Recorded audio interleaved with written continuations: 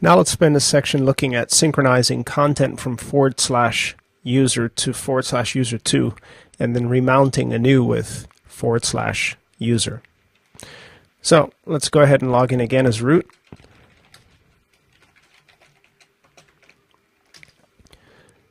And we'll bring up our notes.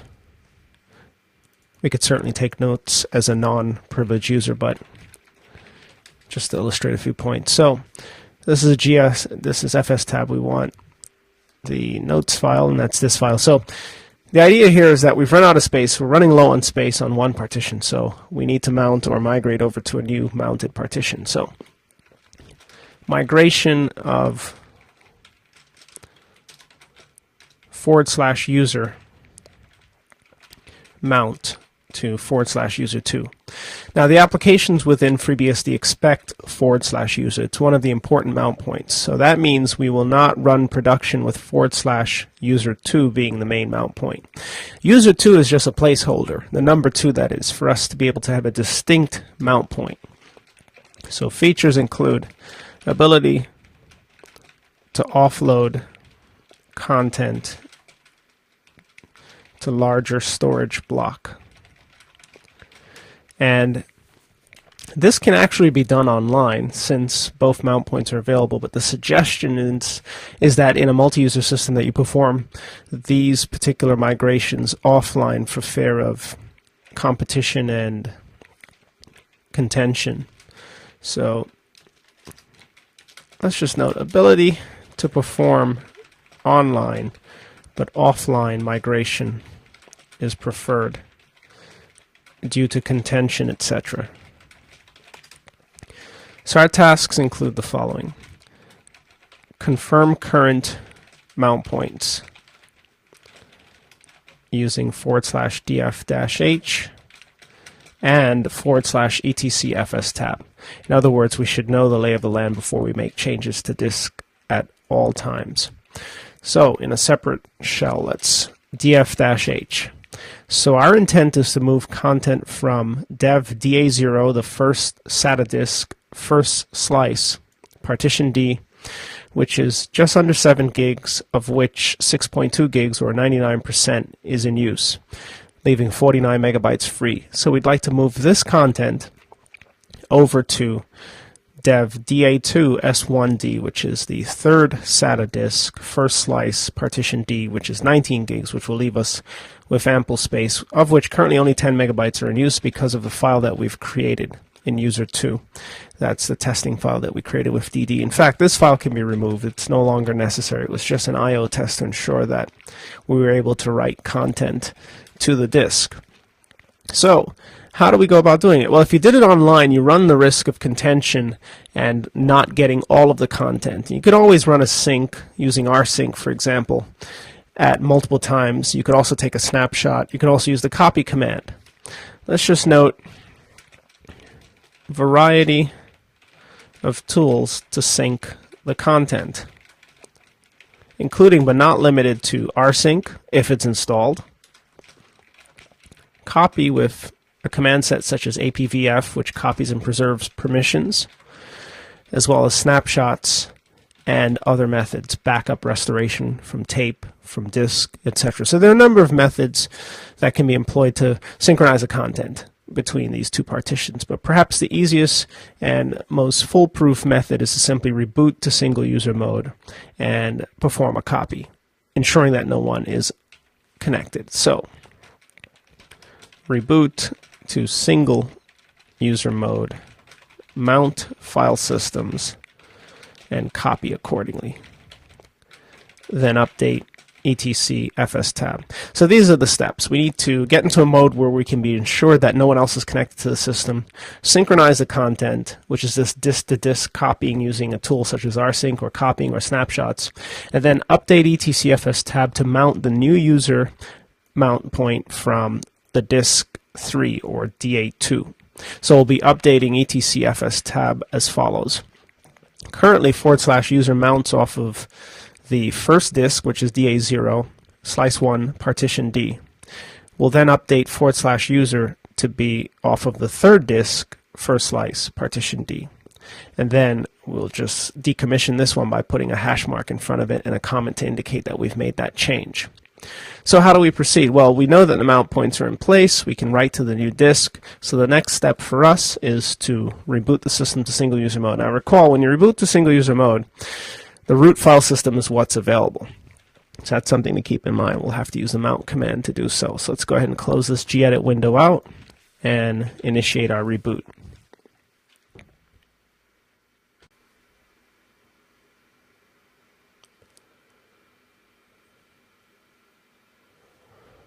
The uptime is always reflected at the end.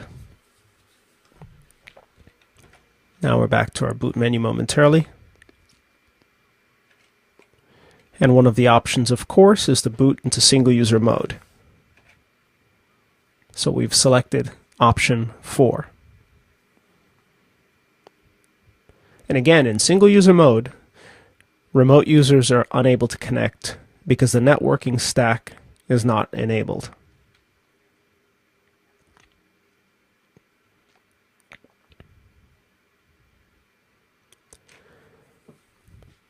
So now, if we simply press return, we should have a shell. Let's df-h to see what's available. Notice, as we've mentioned, only the root mount point is available.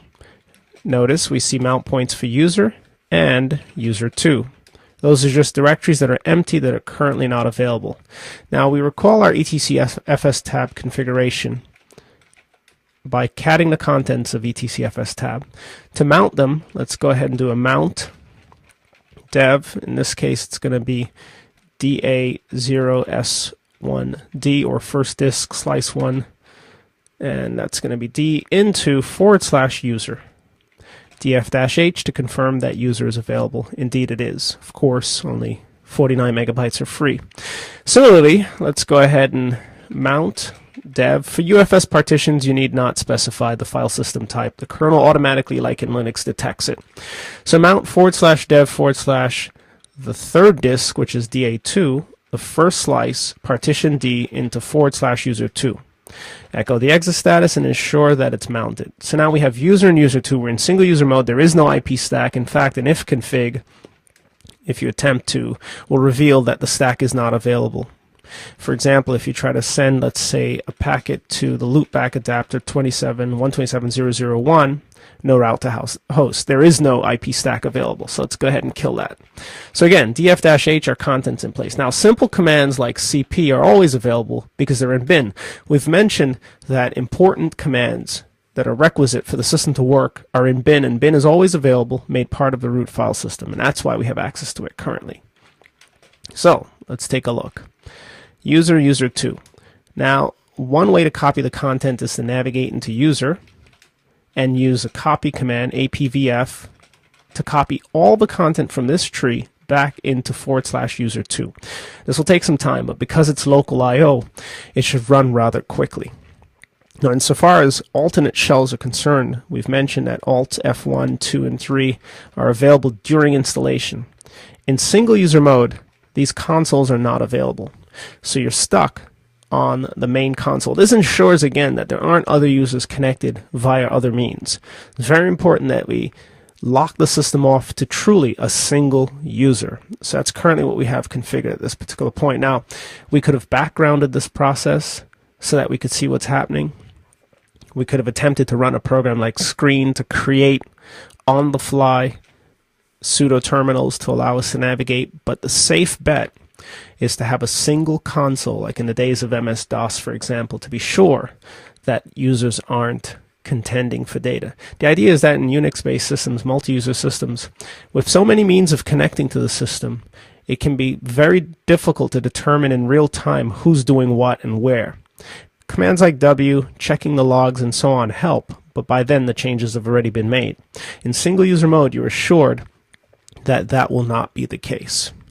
So all of the items are being copied. Now notice most of the traffic so far relates to ports. There are literally thousands of files associated with ports. We know there are over 22,000 ports, but ports amount for over a couple 100,000 files. So it's 22,000 ports, each of which comes with at least 10 files, making the number of files in some cases intractable. But of course, facilitates us being able to install so many components from so many open source and other applications on the fly. So just a quick recap. One way to synchronize copying content or synchronize content across file systems is to use the copy command, CP. Another way is to take a snapshot using the snapshot mechanisms that are built into BSD or some other third-party application.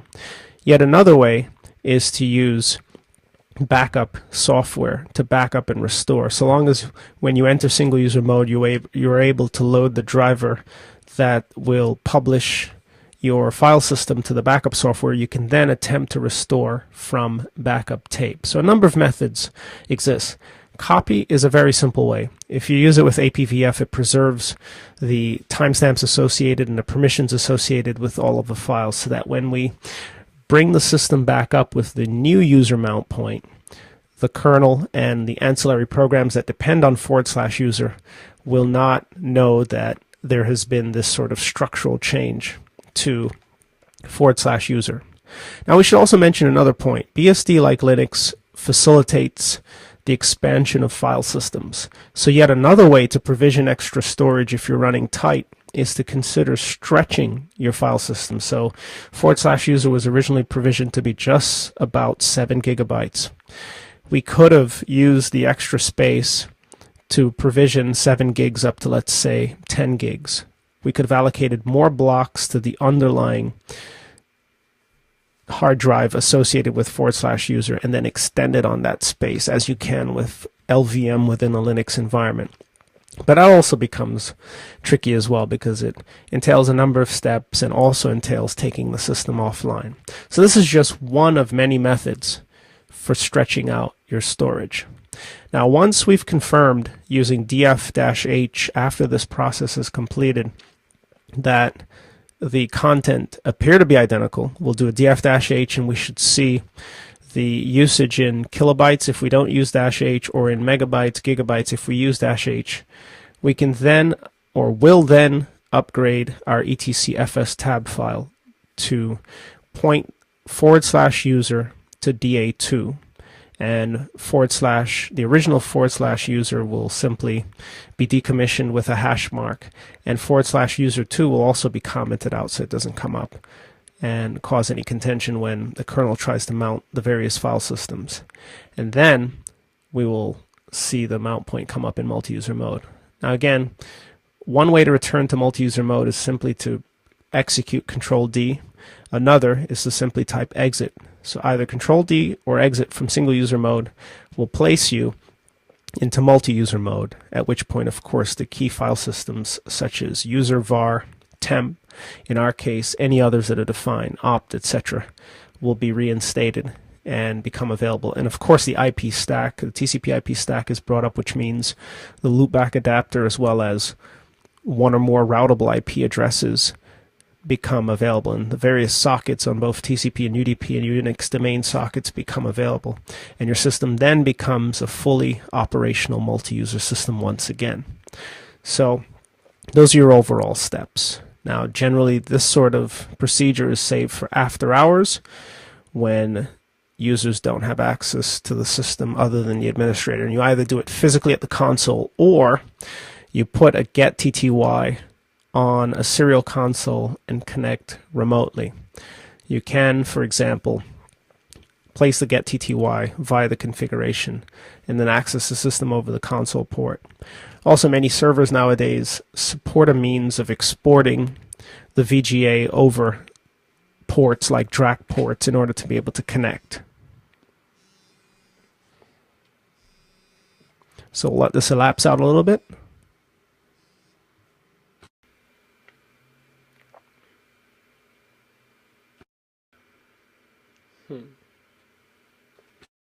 So we've let this elapse out a bit. Now we're down into local share. So we should be getting towards the end of the copy cycle for this bulk. Other tactics include taking snapshots while online and then restoring those snapshots. But it's important to note that if anything changes in user, although they really shouldn't, then you run the risk of a discrepancy. and system instability as a consequence. So offline is usually the better tactic.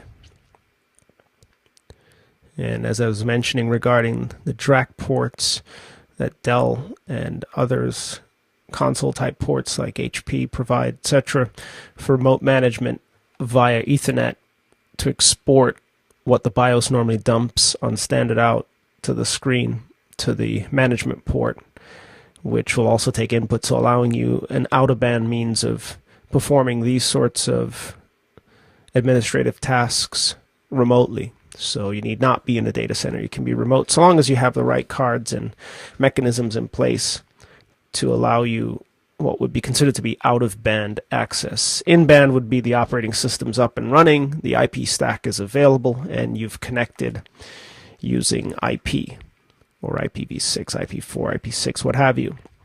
Out-of-band basically means you're connecting using a more traditional means such as serial port or remote management port like DRAC cards, etc.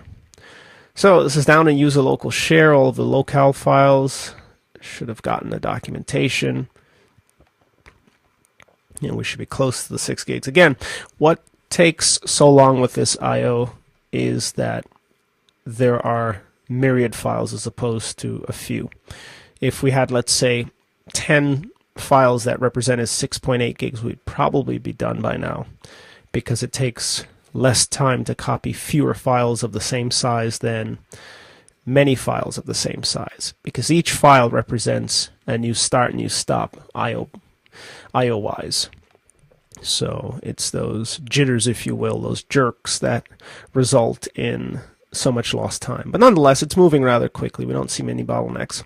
Also, this sort of copy gives you a sense as to whether or not visually there are any disk problems, which you seldom see nowadays on a new disk, but you'll see whether or not there are issues if you're copying so many files, if there are problems reading from the source, writing to the target. But Unix is pretty good about managing its inodes, its sectors across the disk, so you seldom nowadays come across failed disk I/O. And with so much memory, a lot of what happens nowadays happens in memory. So with systems with 128 gigabytes of memory, you can launch entire databases in that space and hit the disk as infrequently as possible for the amount of memory available, resulting in less wear and tear on your disks. Whereas in the older days with less RAM, there was much more disk activity, resulting in more failed disks as a consequence per capita. So let's see how we're looking here. User local share, RI. Perhaps we'll elapse this out just a little bit more. Now we're up to handbook items concerning dtrace. And that one was a little bit bigger than many of the other files. And also because BSD, like other Unices in Linux, supports so many locales, you see those locales fly by from German to English to French to the various languages of the world. Again, in a multi-user system, many users can use the system using many distinct languages for that matter by setting their locale accordingly. And OSs like BSD have to take this into account when provisioning the shell environment, as well as the GNOME and KDE graphical environments. So it's got to be able to handle the various character sets in the various languages.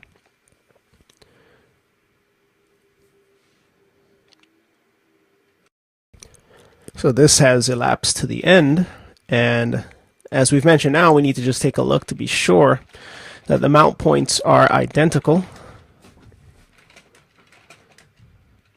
So as we can see, /user 6.8 gigs, 6.2 U's, /user 2 6.3. As long as it's bigger, that's fine. That means there's some additional data there, but that's okay. So now we need to modify etc fs tab. Tab completion is not available because we're not running bash. This throws an error because var is not available where it's able to write temporary data. Let's cat etc fs tab. var is normally mounted from da1s1f. So let's mount da1s1f var dfh, and let's try that again vi etcfs tab to see if it's able to write the file, and log file read-only file system. So it's because it's mounted as a read-only file system that it's not allowing us to make the changes.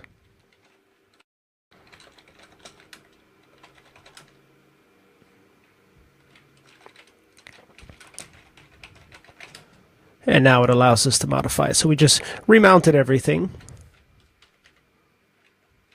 And we want to be sure that user is now coming from the new location. So let's insert.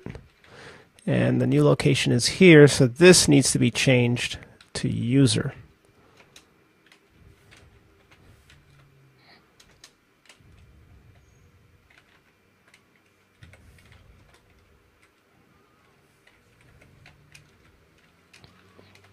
That's going to be the whole line. Get rid of it.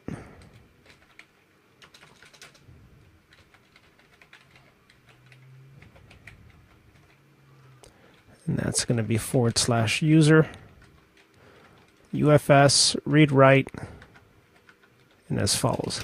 So D82 S1D. Let's escape Shift:, and let's just confirm again D82 S1D. So that looks good, D82 S1D. So now when we reboot the system, it will work. So again, to circumvent this problem, we simply executed a mount-all. Sometimes mount var would work, but mount-all, that remounted the file systems located in etcfs tab. Another way we could have gotten around this problem would have been to remount / or root as a read-write file system using the option to remount it. That's another way we could have done it. So now that we have user moved, let's just cat etcfs tab once more to be sure. So as we can tell, the old user will not be mounted from DA0S1D, so that frees up about 7 gigs. The new user will be DA2S1D, which will give us ample space. So this looks good. So to exit, we can just type exit. This will return us to multi-user mode where we can confirm operations.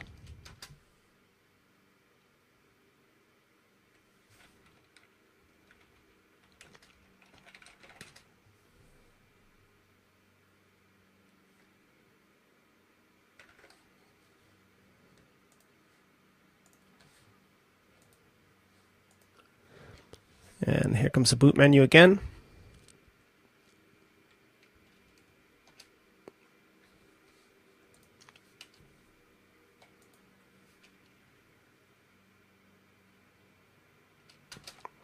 Let's just expedite the process.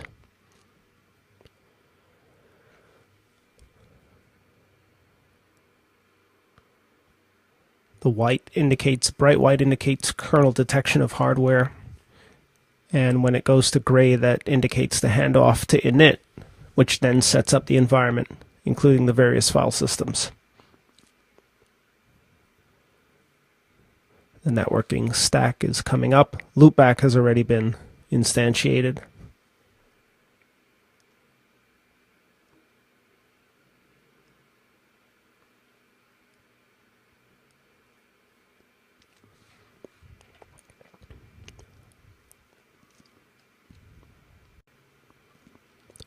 And here comes our desktop environment momentarily.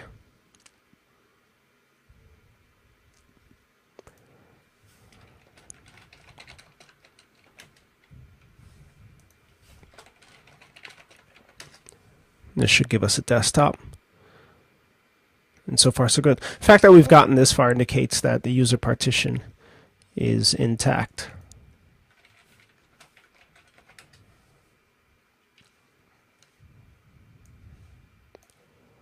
So confirm mount points using dfh, etcfs tab. Let's just note, also run mount A in single user mode to remount root file system as RW to allow changes to etcfs tab, etc. That's the only file that's of interest to us. So now let's confirm from a separate shell, df-h, and user is indeed 19 gigs with 12 gigs free. So we've eliminated that problem. We've migrated over to another disk, and /user2 is no longer, and the old mount point is available for usage for some other means such as swap. So that's one way to reprovision file systems to take advantage of free space that's available on your system.